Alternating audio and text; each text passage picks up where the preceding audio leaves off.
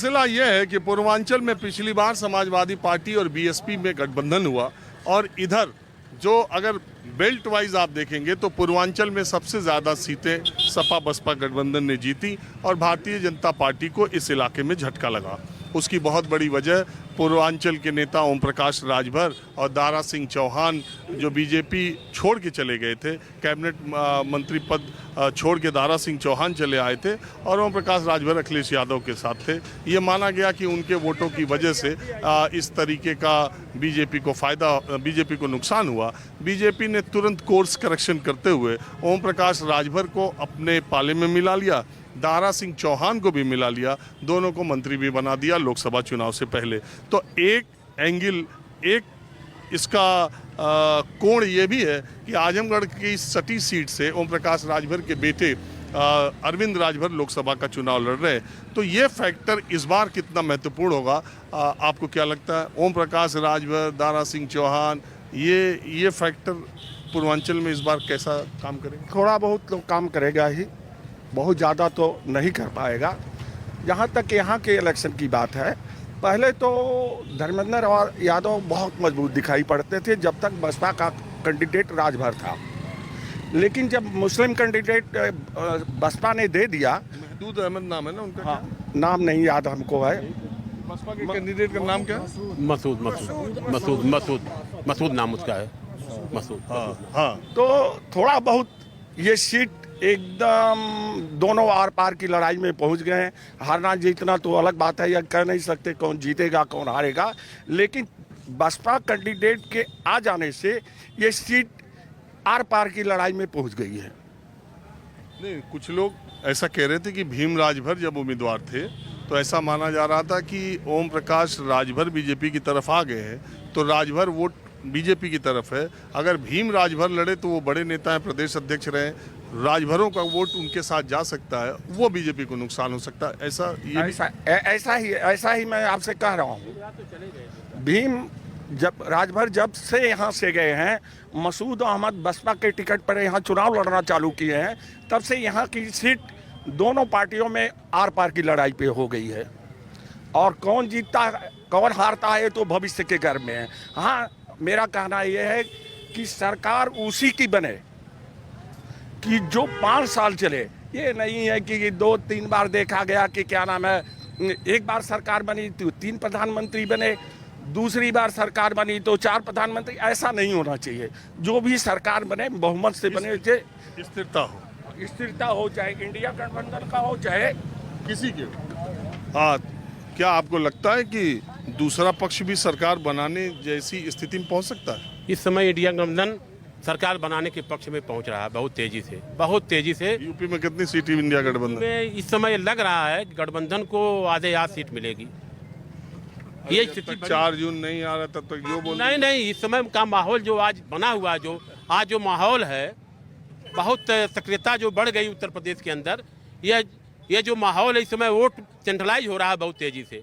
और मोदी ने आज जो किया है केवल झूठ बोले हैं। अब पूरा देश की जनता जानती है कि कोई आदमी यहाँ खड़ा है, परचेजिंग पावर किसी के पास नहीं है। पूरे हिंदुस्तान का पैसा कुछ पूंजीपतियों के हाथ में मुट्ठी में चला जा रहा है। आने वाला दिन हमारा बेरोजगारी और हमारी महंगाई पर चरम सीमा पर है। जो स्थिति हमारी है, जनता इस बात को समझ रही है। इस समय भारतीय जनता पार्टी के वर्कर, भारतीय जनता पार्टी के नेता। अच्छा, आप इनकी बात से सहमत हैं? एकदम सहमत हैं। ये इस समय जनता, नौजवान चुनाव लड़ रहा है। और जो राजभर की बात कर रहे हैं तो राजभर का कार्ड पीडीए है। समाजवादी पार्टी का पीडीए का जो फार्मूला है वो ध्वस्त कर दिया है उनके उस कड़ी को कि कुछ वोट बैकवर्ड। मतलब आप जातिगत समीकरण की बात कर रहे हैं? नहीं, जातिगत नहीं, एक समूह की पीडीए क्या है? पीडीए एक समूह है जातियों का नहीं है, एक वर्ग है। वर्ग में सभी जातियां हैं, गरीब, अमीर, मध्यम क्रम के। तो इसलिए एक ऐसा समूह, और बेरोजगारी, महंगाई, भ्रष्टाचार से सभी लोग, कोई काम किसी भी ऑफिस में बिना पैसे के संभव नहीं है। और किसी भी राजनीतिक लोगों की हैसियत अगर कम हुई है तो भाजपा शासन में हुई है। कोई राजनेता की, अब उनके दल के ही लोगों की कोई हैसियत नहीं है कोई काम करवाने के लिए बिना पैसे। आप क्या मानते हैं? जो कहें वो सही कह रहे हैं। हाँ जी। ऐसा है सर, जो इन लोगों ने कहा है एकदम सही कहा है, यही होने जा रहा है। इसके साथ साथ आपने क्वेश्चन किया कि जाति समीकरण की बात जहाँ तक कहते हैं, माननीय मुख्यमंत्री जी ने जो है जाति समीकरण को ठीक करने के लिए दारा चौहान को मीटिंग बुलाया था लखनऊ में। 200 से ऊपर नहीं थे। ओम प्रकाश राजभर, जाति समीकरण टूट चुका है और न ओम प्रकाश के पास वोट रह गया है न दारा चौहान के पास। जनता सीधे खड़ी होकर के काम कर रही है और गठबंधन की सरकार बन रही है। आप क्या मानते हैं? नेट टू नेट लड़ाई है पूरे मुल्क में, किसी की भी सरकार बन सकती है सर। ऐसी स्थिति है? एकदम ऐसी स्थिति है। आजमगढ़ में रह के लग रहा है क्या? नहीं, आजमगढ़ की बात मैं नहीं कर रहा हूँ, पूरे देश की बात कर रहा हूँ, पूरे मुल्क की। हाँ जी, आइए नौजवान, बोलो यार जी। नौजवान तो बोलते ही नहीं तो मैं तो खोजता रहता हूँ। बिल्कुल, बहुत बहुत धन्यवाद। आपको क्या लगता है? आप बहुत अच्छे पत्रकार हैं। अरे छोड़िए हमारी बात छोड़िए। जी सर, इस वक्त सबसे बड़ा मुद्दा रोजगार का है। ये जो सरकार परीक्षाएं करा रही है, बिल्कुल सारी परीक्षाओं का पेपर लीक है। मैं आपको बता दूं, 10 सालों में इस सरकार ने कहा सुना तू सुना ये कर सरकार ठीक है। के करके बताइए भैया, अपने अपने मान तो सब अच्छा बा। अरे सरकार के हिसाब से क्यों का बतेबू फायदा? मोदी योगी की सरकार ठीक है? सब तो कहता कि हमें फिट करता मैं लड़कों से मार के बका। हाँ बोलिए। कोई परीक्षाएं सर बिल्कुल सत्यता के साथ नहीं हो पाए। 10 वर्षों में युवा एकदम बेरोजगार हो चुका है।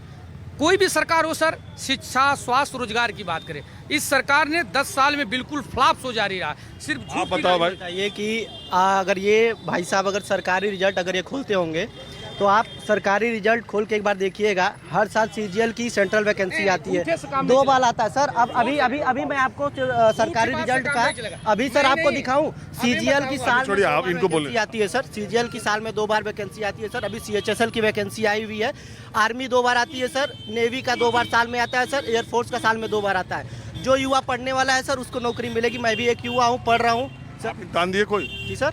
आप कोई इम्तिहान दिया आज तक? सर यूपी पुलिस का हमने फॉर्म डाला था। क्या हुआ उसका? सर उसका पेपर लीक हुआ सर। पेपर लीक पहले भी होता था सर। सरकार इस समय की जो सरकार व्यवस्था इतनी टाइट हुई है कि अगर लीक हो रहा है तो इसको पता लग रहा है। पहले नहीं पता लगता था सर, पहले वैसे ही हो जाता था, लोग पैसे दे के नौकरी पा जाते थे और हम जैसे युवा जो मेहनत करते थे या बहुत जो युवा मेहनत करते थे वो वैसे के वैसे ही रह जाते थे। और आज के समय में ऐसा कुछ हुआ नहीं है सर। आज इन्होंने बताया कि सरकार अभी आप देखेंगे देश की सुरक्षा से जुड़ा एक मामला, अग्निवीर योजना आपने सुना होगा। जो देश के सैनिक होते हैं वह देश की हिफाजत करते हैं, लेकिन इस सरकार ने 4 वर्ष की नौकरी कर दी। अग्निवीर पर मैंने बहुत कार्यक्रम किया। बताइए, आप बताइए, ये जो उपचुनाव हुआ, समाजवादी पार्टी को झटका लगा, तो अब इस बार भी झटका ही लगेगा या बीजेपी इस इलाके में अब की सबको चौंका देगी? आजमगढ़ कभी नहीं बीजेपी चौंकाई है, न चौंकाएगी। अभी भूल गए 15 दिन पहले? क्या 15 महीना पहले हारे थे। कहाँ आ रहे थे? हुआ क्या? अरे दिनेश बन गए तो झटका में बन गए थे, जिताया गया। आज जीते उठे नहीं। आपका कुछ विचार? ओहो दत्ता जी, ये आजमगढ़ के बहुत ही पुराने पत्रकार है, तो क्या है आपका मिजाज, क्या लग रहा है इस बार? देखिए, अच्छा है कि जहाँ तक सरकार की बात, तो सरकार का ये जो नारा है 400 के पार, ये तो असंभव है।